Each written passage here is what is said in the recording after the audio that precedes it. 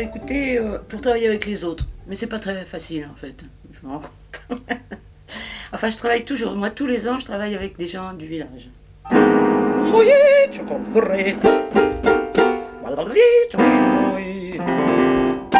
C'est pas du tout mon style. Et je fais ça beaucoup pour faire des choses avec les autres. Et puis aussi parce que j'aime ce que je fais, tout simplement. Moi, je suis musicienne et comédienne, et j'écris, et tout ci, tout ça. Et donc, voilà, j'aime ça. Give me no. Give me round. Je propose un petit peu de théâtre, un petit peu de musique et un petit peu d'ésotérisme. Ésotérisme à ma sauce. Enfin, une autre sauce, parce que je fais ça avec une voisine. C'est beau ici. C'est pas tellement humainement, c'est comme ci, comme ça, mais enfin c'est comme pareil partout. De toute façon, il y a toujours des gens super et des gens moins bien, mais c'est la beauté ici. C'est la beauté, le calme, les montagnes. Moi j'ai toujours besoin de ça, l'espace. L'année dernière, j'ai fait un truc ici dans ce studio avec les gens du studio des gens. Et donc les spectateurs étaient là-bas, on avait tout débarrassé et tout. Oui, j'aime bien aussi que les gens viennent voir, écouter, c'est un peu les portes ouvertes pour moi. Voilà. C'est faire partager aux gens notre lieu, notre mode de vie, nos goûts. Chez moi, c'est le bazar, ça me ressemble.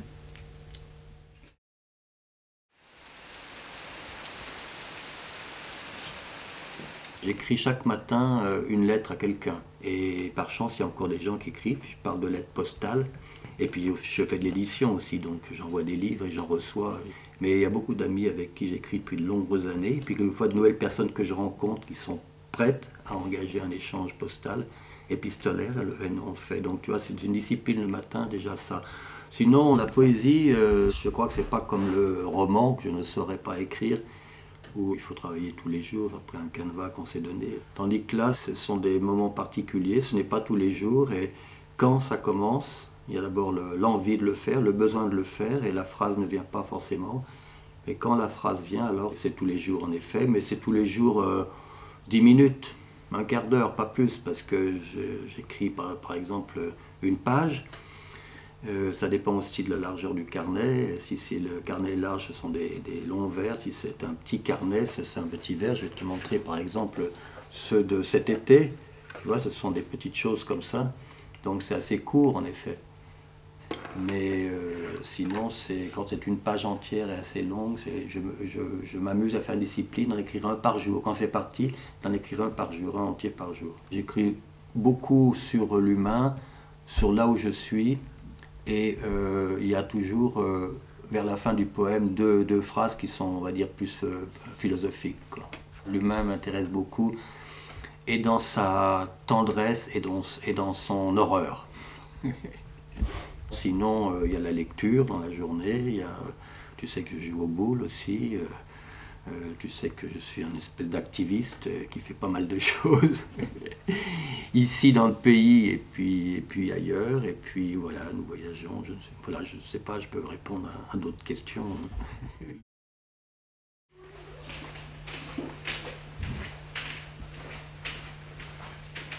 C'est ma vie qui est remplie de la photographie. Quand j'avais 14 ans, j'ai demandé à ma grand-mère un appareil photo. J'ai encore ce petit sentiment que c'était le début d'une carrière quelque part, même à 14 ans. Mes photos sont les meilleures comme ça, je pense.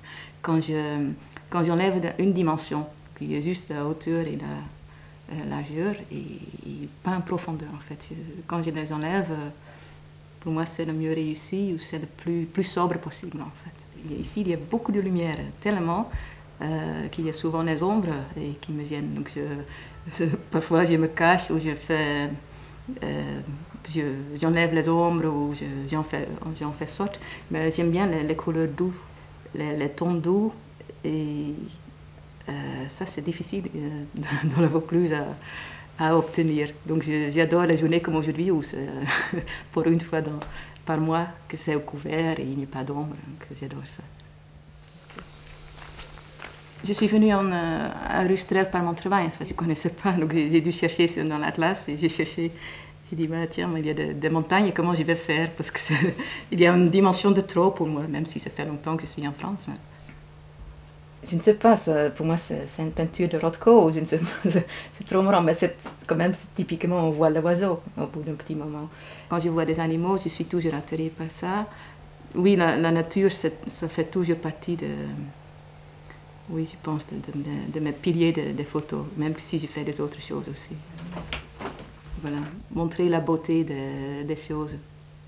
Pas forcément la vérité, la photographie, les gens pensent souvent que ça doit être vrai, ou c'est vrai. C'est ma vérité, ou la vérité que moi je souhaite. Voilà, ça sera déjà beaucoup mieux. Comme ça, voilà. Là, on est dans ma salle d'exposition, où je présente en permanence mes tableaux. J'étais retoucheur de photos et après j'ai travaillé dans des agences publicitaires sur Paris. Et puis j'ai commencé à faire des expositions et comme ça marchait, j'ai continué, j'ai plus jamais fait de la publicité. Dans ma vie de peintre depuis 50 ans, j'ai fait pas mal de portraits, même des commandes. Mais les dernières années, j'ai fait beaucoup de nature morte. Chez moi, le métier il est permanent dans le sens, je vais aller à Apt, je vais regarder les nuages, je vais regarder le paysage, si je suis dans un restaurant, je vais voir les objets. Et je suis en permanence en lien avec le visuel qui me donne un grand plaisir. Et puis, c'est découvrir le beau, alors il y a une lumière qui va apparaître, qui va mettre en évidence cette beauté. Ce que je vois, que ce soit un objet, un ciel, un visage, je trouve ça tellement magnifique que j'ai envie de le peindre et sans forcément le déformer, quoi. Je trouve la nature est tellement magnifique et c'est extraordinaire de travailler sur le gris clair parce que c'est tout de suite, ça fait chanter les couleurs. Est-ce que j'aurais réellement besoin de la montrer? Je ne suis pas si sûr que ça. C'est-à-dire qu'il peut avoir une certaine satisfaction égotique, où on va dire « ah, c'est bien fait », etc. Mais en fait, moi je crois que je pourrais peindre sans exposer. Vraiment peindre, pour moi, c'est un grand plaisir.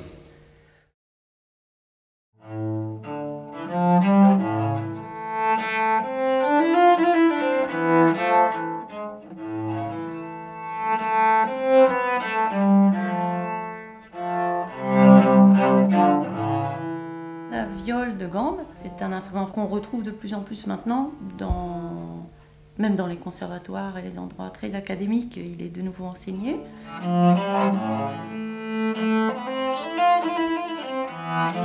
C'est une famille d'instruments plus ancienne que la famille du violon, qui n'est pas apparentée au violon, contrairement à ce qu'on croit souvent, avec des petits instruments moyens, grands, très grands, de la même manière que le violon, l'alto, le violoncelle et la contrebasse.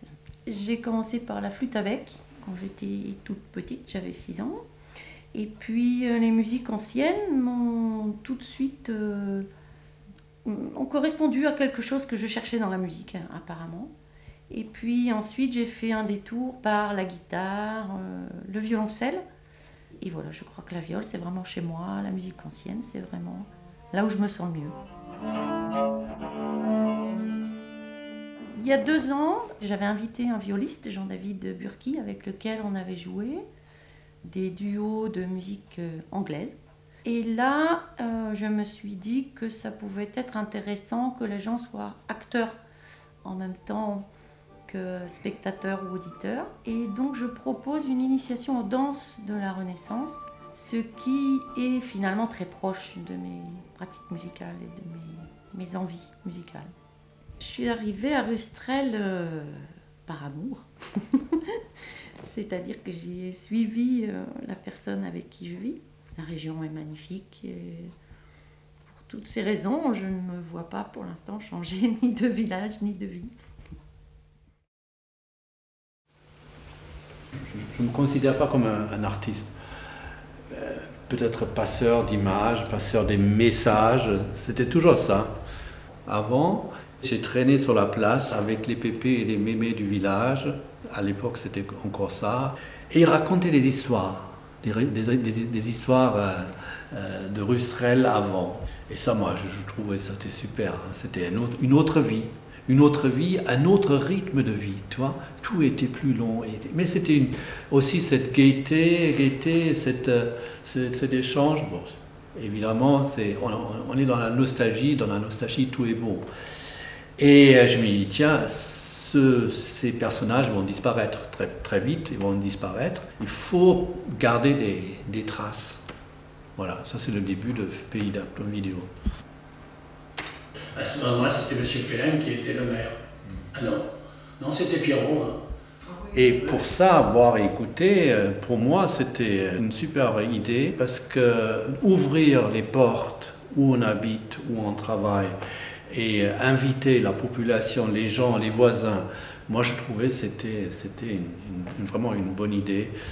Pour moi, c'était quelque chose qui était très profond en moi, hein. C'était marche.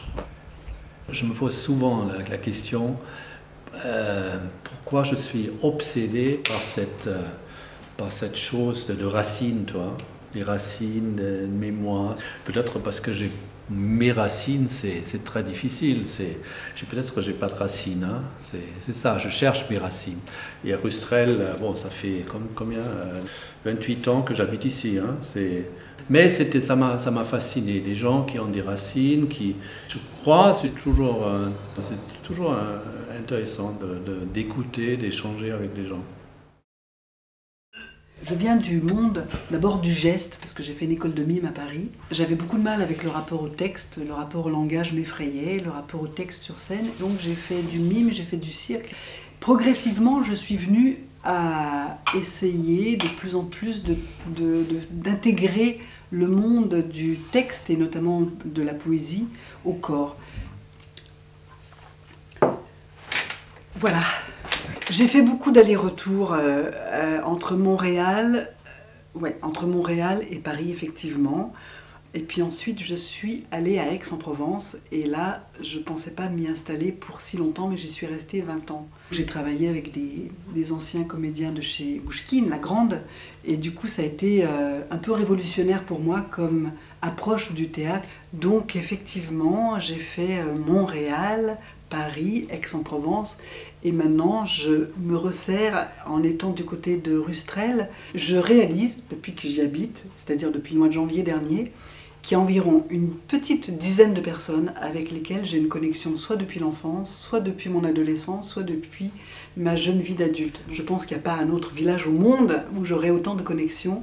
Le voir écouter, moi je trouve ça magnifique déjà comme aventure. Donc je trouve que quand même, pour moi c'est un des rares villages où je sens qu'il y a autant de circulation et de potentiel. Comme je suis sur plein de projets à la fois, je me suis dit, l'idée, c'est que ça ne prenne pas trop de temps, mais qu'en même temps, ça soit représentatif d'une fantaisie à la fois textuelle, à la fois théâtrale, à la fois d'installation. Donc c'est tout en ayant un dispositif plutôt marrant, comment là-dedans, au travers de ça, on raconte des choses quand même qui peuvent être touchantes, j'espère, on va y arriver peut-être, et en même temps qui touchent réellement les gens, plutôt que de faire un petit extrait de théâtre qui... voilà, je trouvais que c'était plus sympathique ça.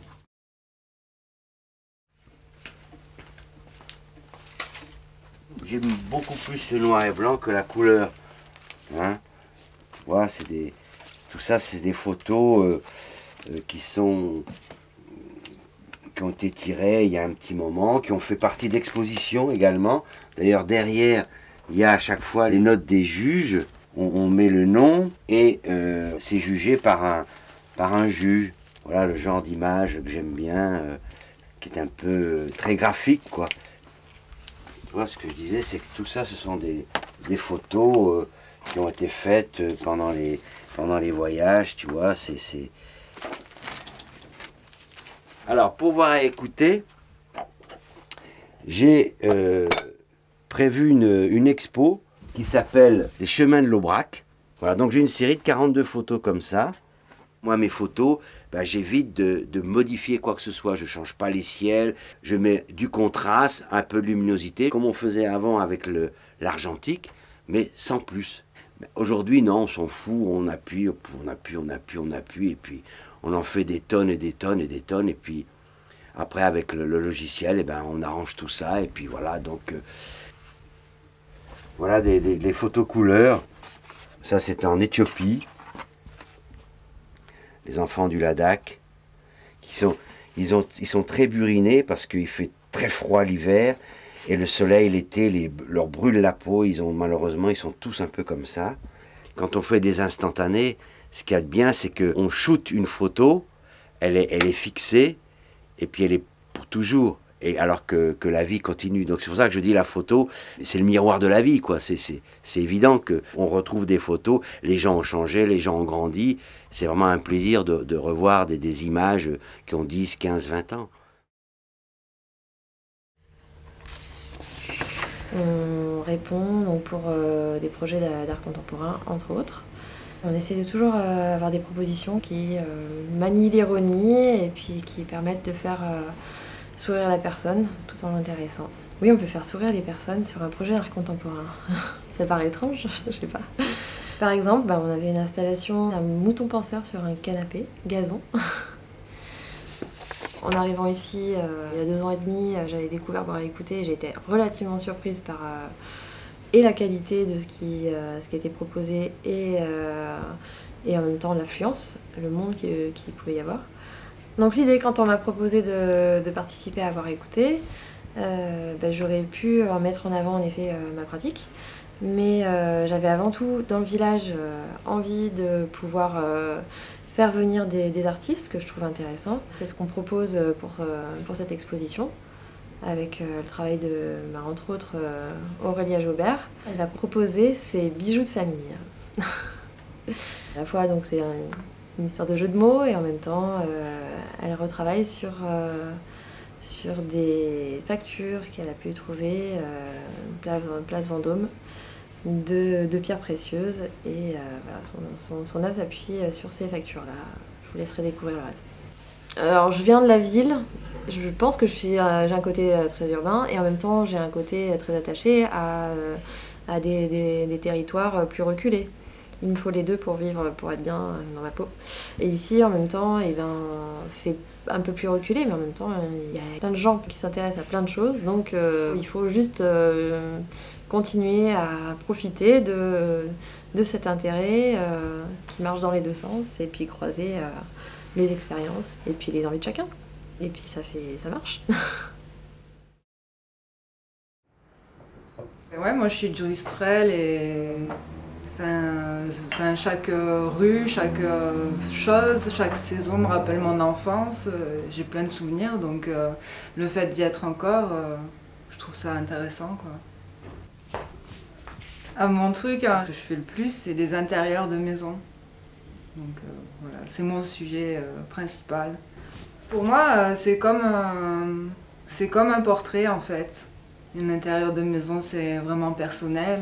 Chaque intérieur est différent, et en général, ça représente toujours la personnalité de la personne qui y vit, quoi. C'est important comme sujet. En général, je sais plus ou moins ce que j'ai envie de faire, mais après, des fois, je dois faire des mises en scène, un peu, parfois, et je prends des photos après, en général, et je travaille d'après photo. Je me pose toujours des questions. Pour l'instant, je continue dans ce que je fais, quoi. Enfin, j'ai plein d'idées, mais j'ai pas vraiment le temps de tout réaliser, donc il y a plein de choses qui m'intéressent, du dessin aussi. C'est intéressant parce que ça m'aide à avancer en général les avis des autres personnes, quoi. Mais après, parfois, j'aimerais tout garder pour moi, quoi. C'est pas forcément ce qui me plaît le plus de montrer, quoi. Mais je sais que c'est important, que ça fait avancer. Donc je me force un peu parfois, et puis finalement, je regrette pas en général. C'est toujours une bonne expérience. La dernière fois, c'était impressionnant, c'était plein de monde, il n'y avait pas assez de place, donc du coup, ça fait drôle d'accueillir beaucoup de monde, mais par contre, j'ai décidé de pas beaucoup changer, quoi, de laisser un peu tel quel, justement, parce que je veux pas trop chambouler de choses, voilà, comme ça sera totalement vrai, et voilà.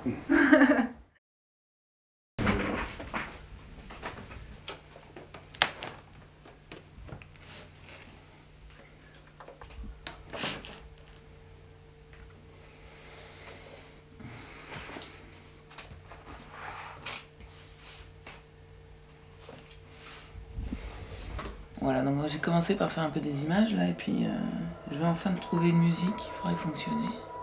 Donc maintenant j'essaye de finaliser tout ça.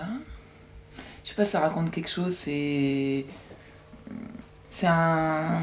comment dire, c'est un moment... c'est un peu difficile, c'est vraiment très abstrait, hein, donc c'est vraiment plus l'ordre des sensations. Ça fait quelque temps que je filme des choses qui bougent dans la nature un peu et que je voulais en faire quelque chose de musical ensuite. Et au final, de ce qui reste de la nature, il n'y a presque plus rien, c'est une abstraction quoi. Je ne sais pas trop comment en parler, on va dire. Mais bon, c'est sur les mouvements du monde, on va dire. Voilà. C'est un film, c'est une installation, donc ça n'existe pas... ça n'existe pas en dehors de l'espace dans lequel il va être diffusé. C'est-à-dire que si on regarde sur l'ordinateur, ça n'a pas de sens. Ça va fonctionner dans un espace avec des gens dedans. Donc ça va être projeté au sol en fait. Hein. C'est quand même lié au fait que je sois installé ici. Quoi. Forcément, ça amène des sujets d'inspiration. Quand on se balade ici, ouais, il se passe des choses. Si j'étais en ville, je ferais sûrement autre chose. Hein, je pense. Moi je viens du théâtre, bon, je pense que voilà, c'est une façon pour moi de faire mon petit théâtre, moi toute seule quoi.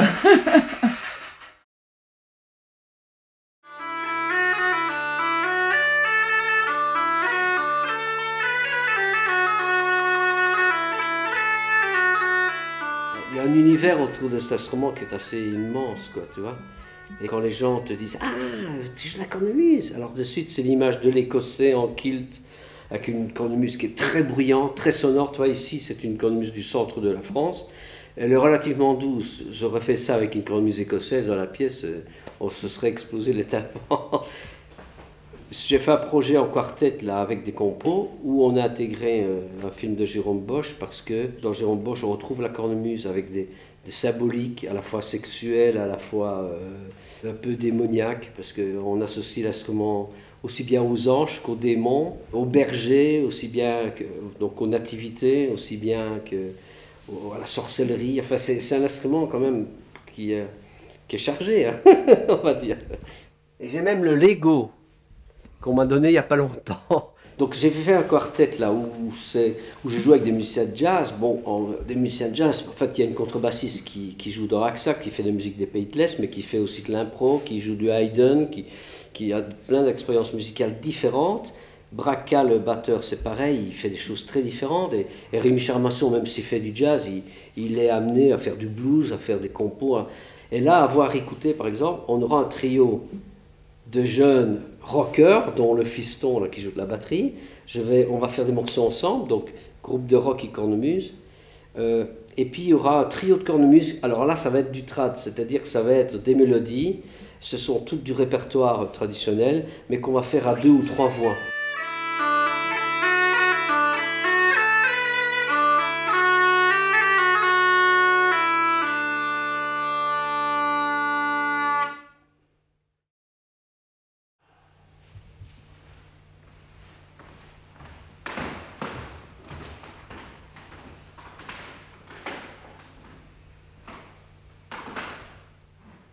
Pour moi, danser, c'est pas tout à fait pareil que faire de la musique ou écrire des textes ou peindre, parce que on peut danser à partir de ce qu'on est, on peut même danser dans l'immobilité, ou très peu.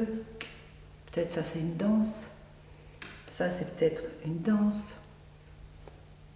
Je pense qu'il faut casser un peu les codes et tout ça.